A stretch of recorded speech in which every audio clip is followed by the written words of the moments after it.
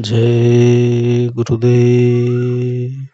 परम संत बाबा जय गुरुदेव जी महाराज सत्संग सुनाते हुए शाकाहारी सदाचारी बाल संघ पत्रिका के द्वारा बताए, जब मैं समझाता था तो तुम्हारी समझ में नहीं आया, कुछ का कुछ सोचते रहे हो, और जब तुमने कर्जा लाद लिया तो अब रोते हो। मथुरा आश्रम, नवंबर 1999। बाबा जय गुरुदेव ने सत्संग सुनाते हुए कहा कि यह महापुरुषों का जो रास्ता है उसमें बाहर से कोई ऐसी क्रिया नहीं है।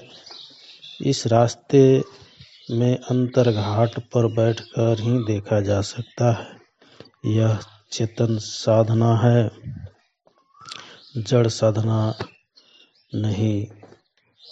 जो और लोग करते हैं वो क्रियाएं आप नहीं करते हो, उनका दूसरा रास्ता है। बाहर इंद्रियों का, आपका दूसरा रास्ता है चेतन भजन करने का। वो अंधेरे की तरफ जा रहे हैं, आप उजाले की तरफ जा रहे हो। उनकी समझ में कुछ नहीं आएगा। पहले तो आपको भी मालूम नहीं था कि ध्यान क्या है, भजन क्या है, अंतर्घाट क्या है। सत्संग सुनते सुनते, धीरे धीरे, देखते देखते, ध्यान भजन करते करते अब आपकी समझ में आया है तो भजन करने लगे, ध्यान करने लगे। इस साधना में मन की पकड़ होती है और किसी क्रिया में नहीं है। जब आप आलसपन में भजन पर बैठते हो, ध्यान करते हो तो यह मन भाग जाता है। आपको हुक्ड़ नहीं है कि समय बीतता जा रहा है, श्वासों की पूंजी खत्म हो रही है। अगर हुक्ड़ हो तो मन लगेगा, हुक्ड़ में भजन ध्यान बनेगा। ऐसे बैठ गए, मन भाग गए तो सूरत कुछ नहीं कर सकती। जब मन सूरत का साथ देगा तभी सूरत कर्मों का फंदा काट सकेगी। मन ही साथ नहीं देगा तो कर्मों का फंदा ज्यों का त्यों पड़ा रहेगा। जब गुरु के दरबार में आते हो, सत्संग सुनते हो तो संसारी अहंकार को परमार्थी अहंकार में बदल दो। सत्संग सुनने लगोगे, सेवा करोगे, सुमरन ध्यान भजन करोगे तो इस मन का अहंकार परमार्थ में बदल जाएगा।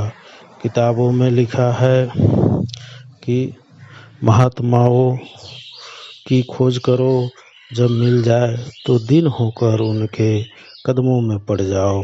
जब तक महात्मा नहीं मिलते हैं तब तक उनकी खोज करो, किताबों में मत फंसो। किताबें महात्माओं ने बनाई है, किताबों ने महात्मा नहीं बनाया। जो लोग वेशभूषा बना लेते हैं, किताबें पढ़ पढ़ कर, गा गा कर तरह तरह के अर्थ करते हैं और कहते हैं कि हम संत हैं, तो वो संतों को बदनाम करते हैं। संतों का कोई वेशभूषा नहीं, वो घर गृहस्थी में रहे, विरक्ति में रहे, सीधे साधे रहे। संत वो है जिसने अपनी सूरत जीवात्मा को सतलोक में पहुंचा दिया और दूसरी सूरतों को भी पहुंचा सकता है। महंत और मठाधीश का नाम संत नहीं।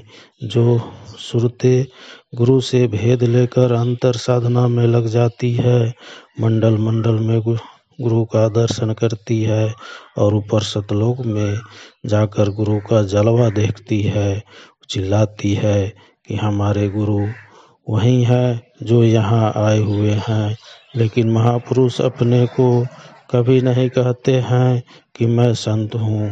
वो कहते हैं मैं तुम्हारा सेवक हूँ, मुझे अपना मददगार समझ लो, दोस्त समझ लो। हम तुम्हारी मदद करेंगे हर तरह से। तुम चलो, तुम्हारी सूरत को हम तुम्हारे देश में पहुँचाएंगे।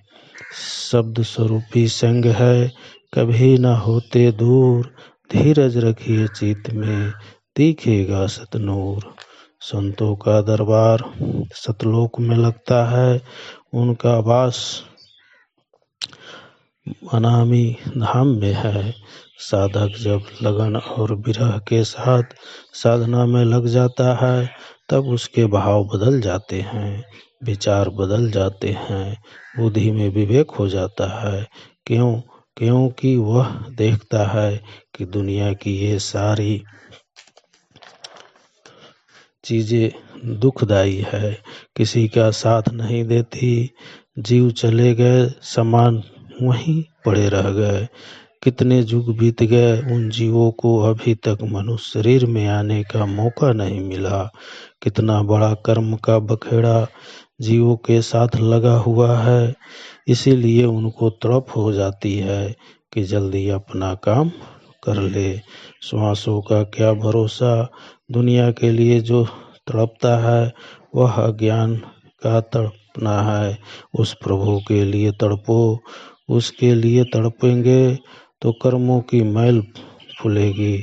जब कर्मों की मैल फूलती है तो मन भागता है कि हम यहाँ नहीं रहेंगे, कमाई नहीं करेंगे।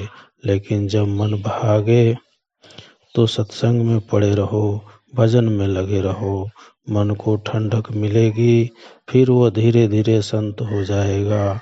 पर अगर सत्संग छोड़कर चला गया तो दुनिया की आग में जल जाएगा।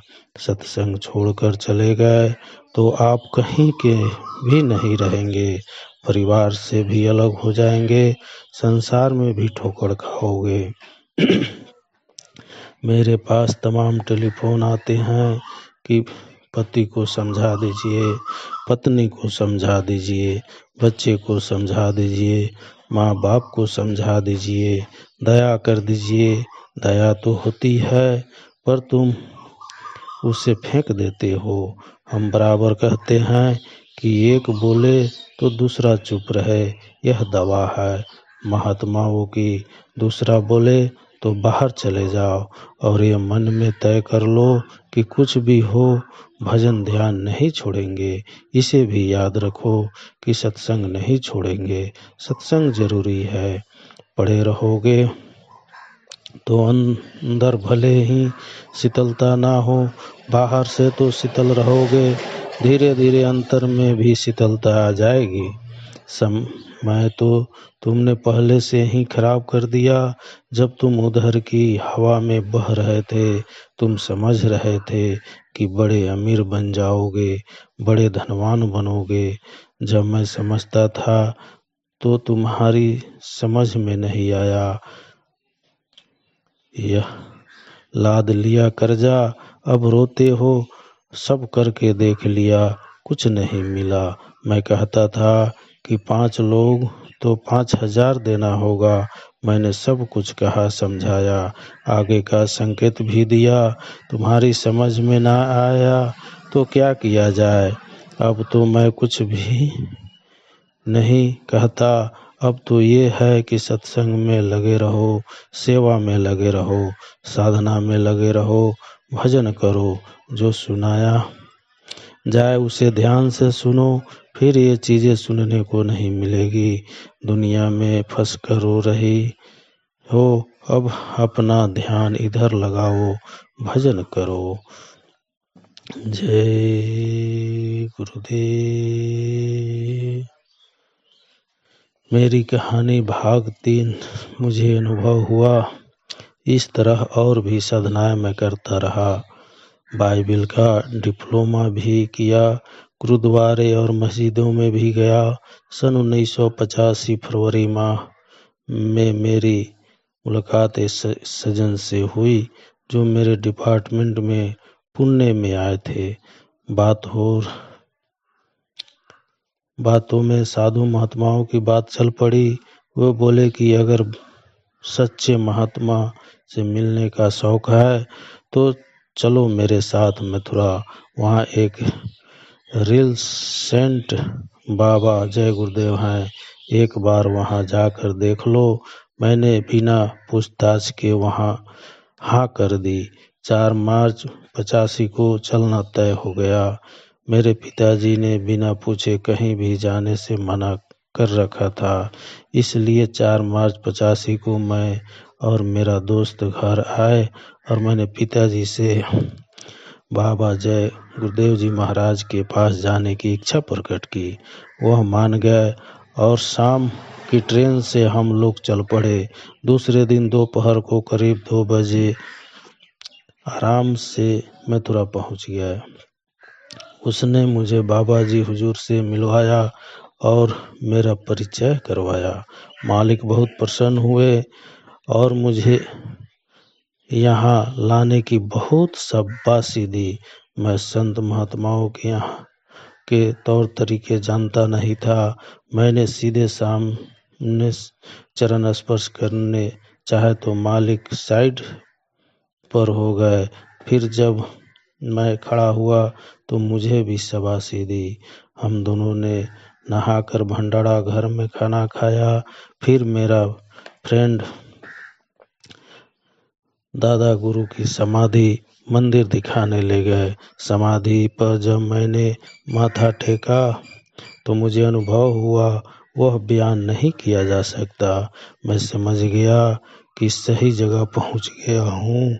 मैंने सत्संग सुना और नामदान भी लिया।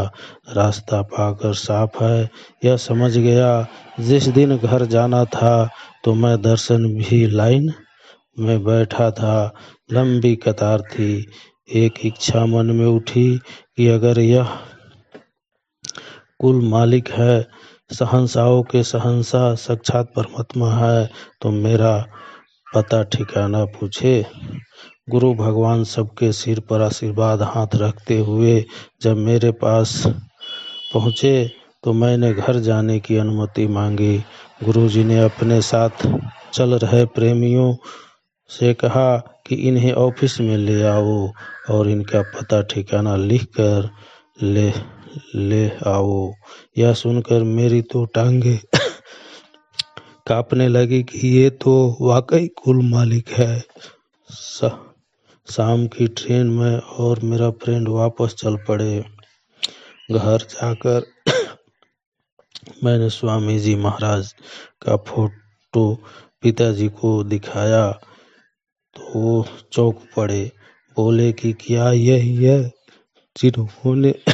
जिनसे मिलने तुम मथुरा गए थे? मैं कहा कि हाँ, यही वह गुरु भगवान है जिन्हें मैं मिला और नामदान पाकर आ रहा हूँ।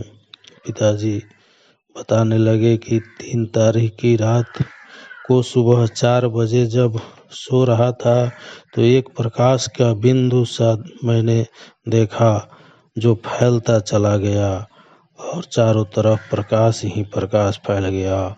उस तेज प्रकाश में से यही महात्मा जी जिनकी तुम फोटो दिखा रहे हो प्रकट और बोले कि कुल रचना के वाला मैं ही हूँ, सारी रचना मेरी ही रची है। पिताजी को स्वामी जी महाराज ने आशीर्वाद दिया और फिर उसी प्रकाश में समा गए और सारा प्रकाश सिमट कर लोप हो गया। पिताजी की बात सुनकर मुझे और पक्का यकीन अपने गुरु के प्रति हो गया। मैंने फौरन फैसला कर लिया कि पहले जो भी साधनाएं की है सब समाप्त करता हूँ। अब केवल गुरु भगवान के दिए रास्ते पर ही चलूँगा। पिताजी बतलाया कि अब भी जब कभी आंख बंद करता हूँ वहीं नूर और चेहरा सामने आने लगता है। मैंने कई संत और जीवनियाँ पढ़ी और एक ही बात पता चला कि करता करे ना करी, कर सके गुरु करे सो होए। जय गुरुदेव।